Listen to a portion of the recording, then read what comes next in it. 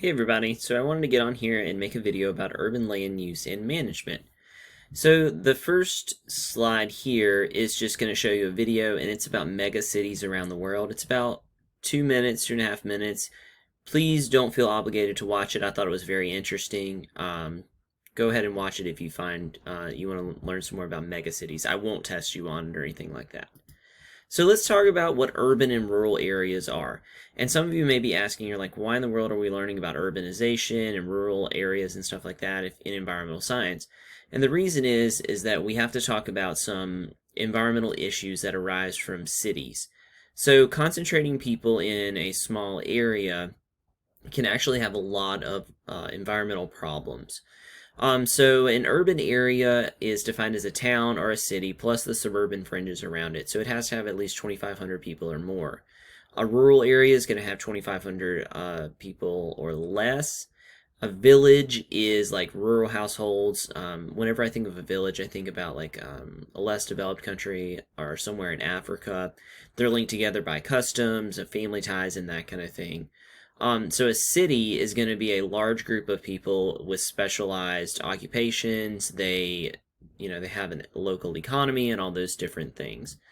So a country's degree of urbanization is what percentage of the people live in what they would call an urban area.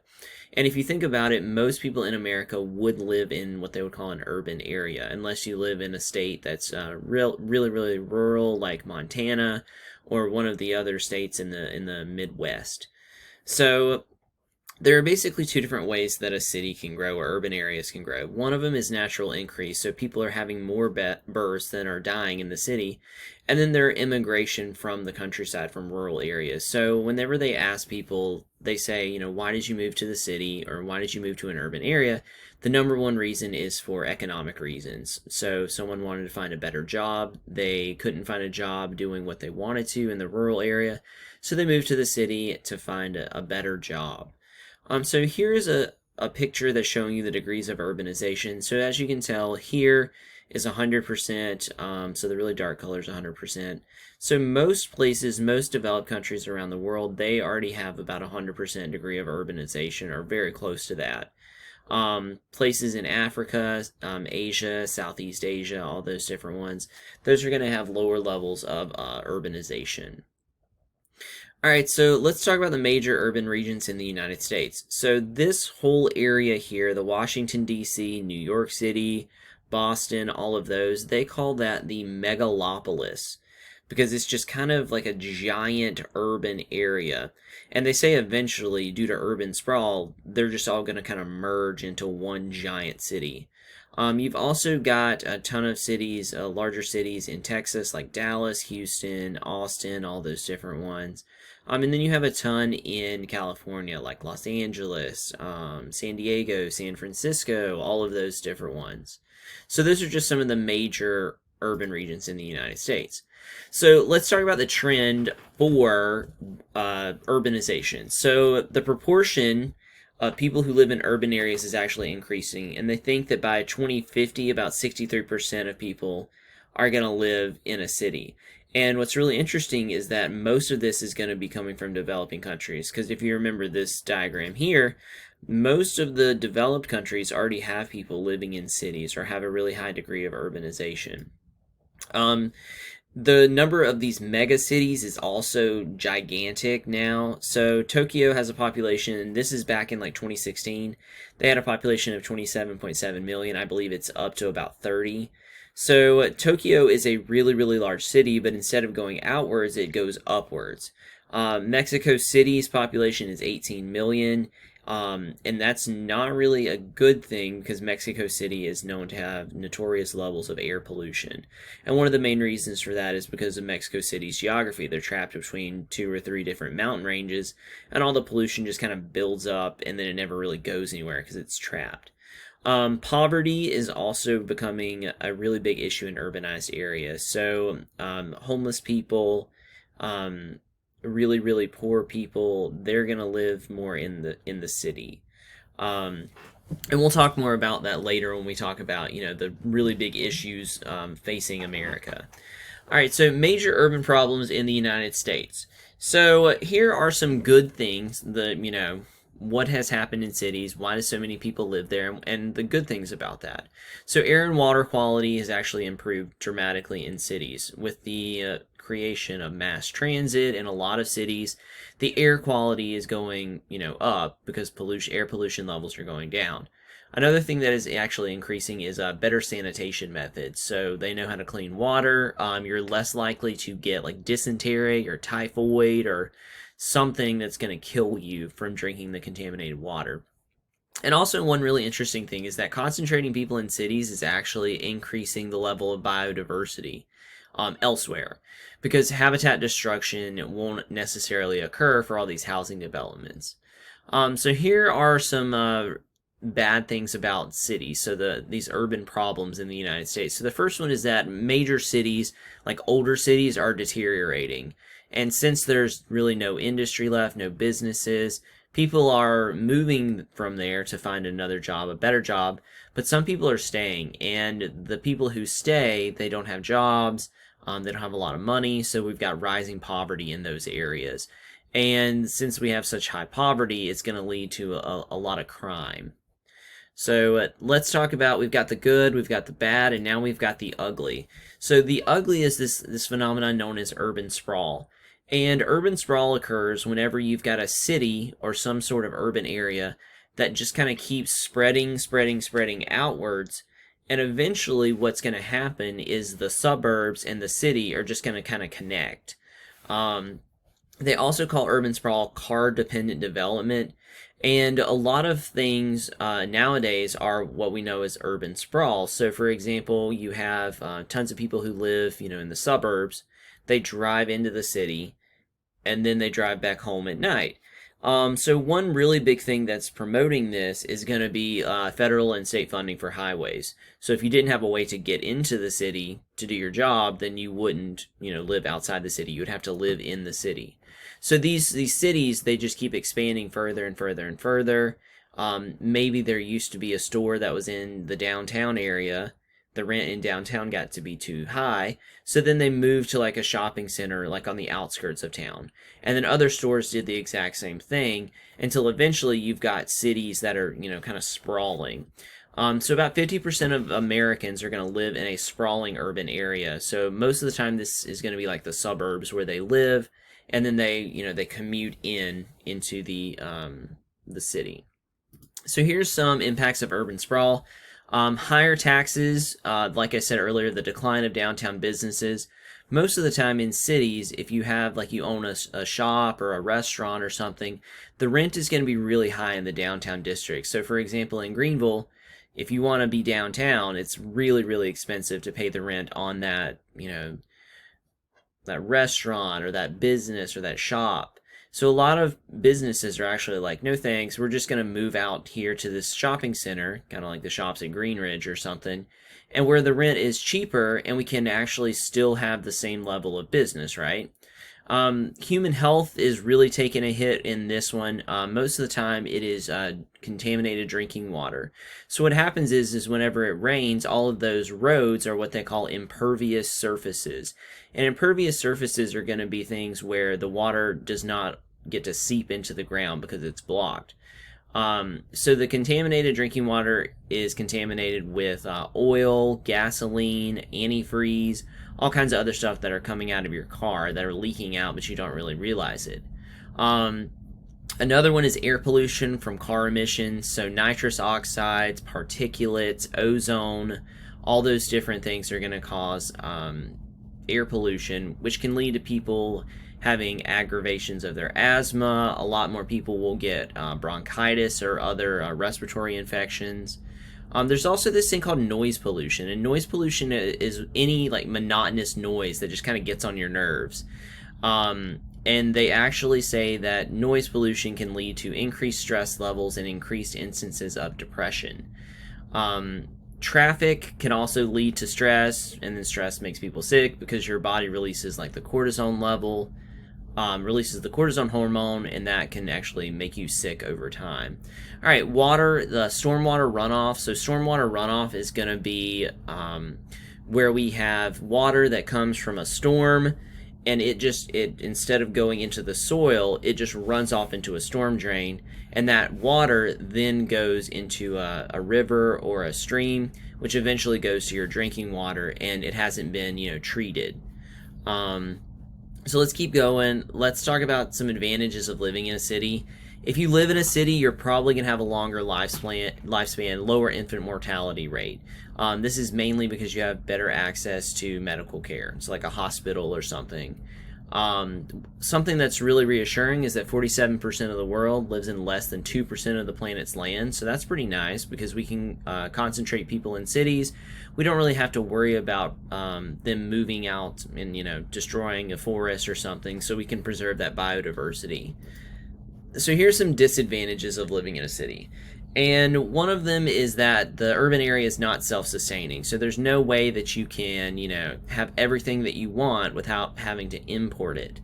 There are also a lot of food shortages kind of things, or local food shortages in urban areas.